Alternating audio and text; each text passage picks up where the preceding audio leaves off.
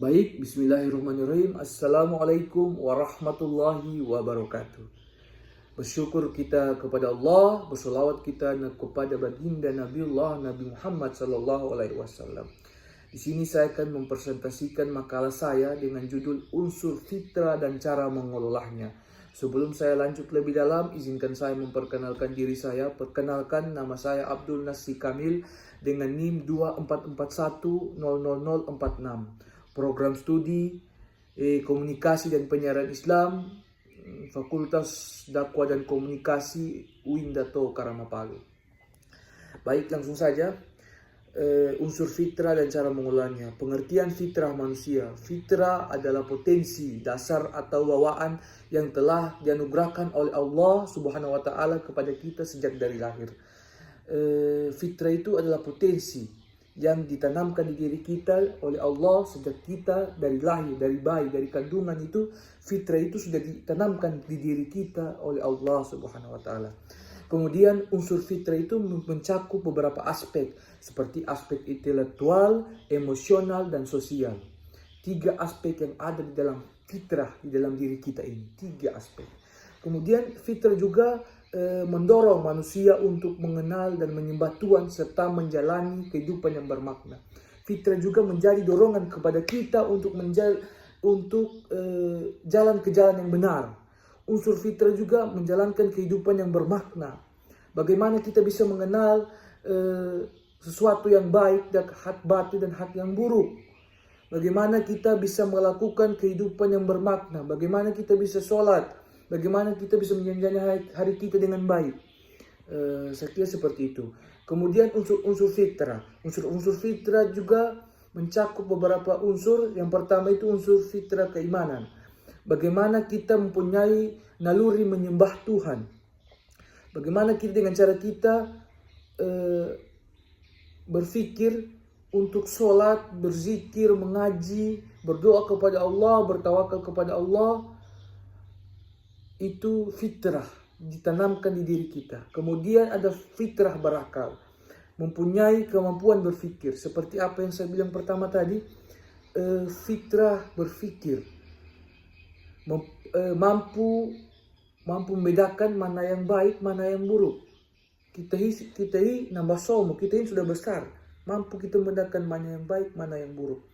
Saya kira seperti itu. Kemudian fitrah emosional, cenderung memiliki kasih sayang.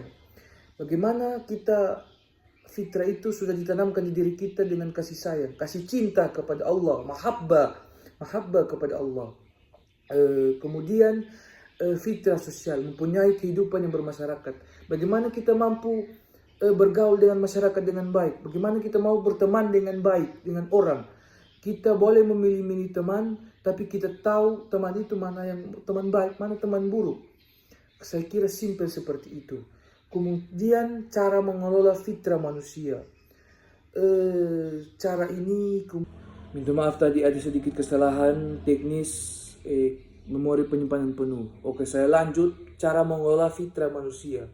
Saya kira cara mengelola fitrah manusia ini kita awali dengan pendidikan pengajaran sejak dini. Bagaimana kita diajar dari PAUD, SD, SMP, SMA, 12 tahun kita bersekolah. Fitrah ini sudah diajarkan di diri kita. Penting sekali mengajarkan fitrah sejak dini di diri kita. Bisa mengajarkan kita pada hal-hal baik. Melakukan sholat itu diajarkan diri kita sejak kecil. Membantu sesama teman, bergotong royong di masyarakat. Sekiranya seperti itu. Kemudian lingkungan yang mendukung.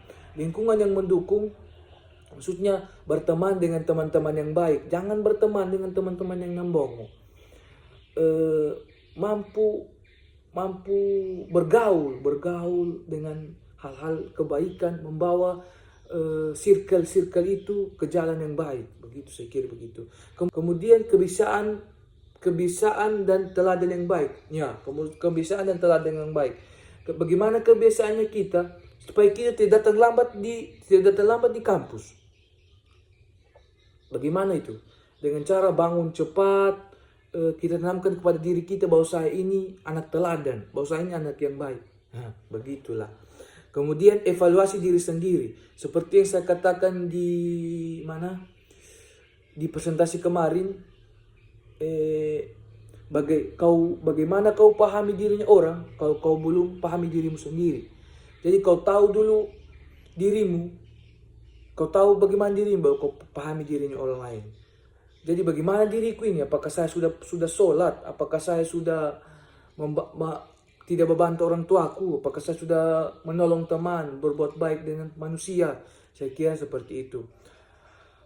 Seperti itulah fitrah manusia ini adalah anugerah yang harus kita jaga dengan pengolahan yang baik dan bermanfaat bagi diri sendiri dan orang sekitar kita. Itu saja mungkin dari saya. Saya mohon maaf apabila salah kata saya atau pengucapan saya yang kurang sempurna atau kurang teman-teman pahami. Saya minta maaf sedalam-dalamnya. Saya akhiri, wallahu muwaffiq ila aqwamit thoriq. Assalamualaikum warahmatullahi wabarakatuh.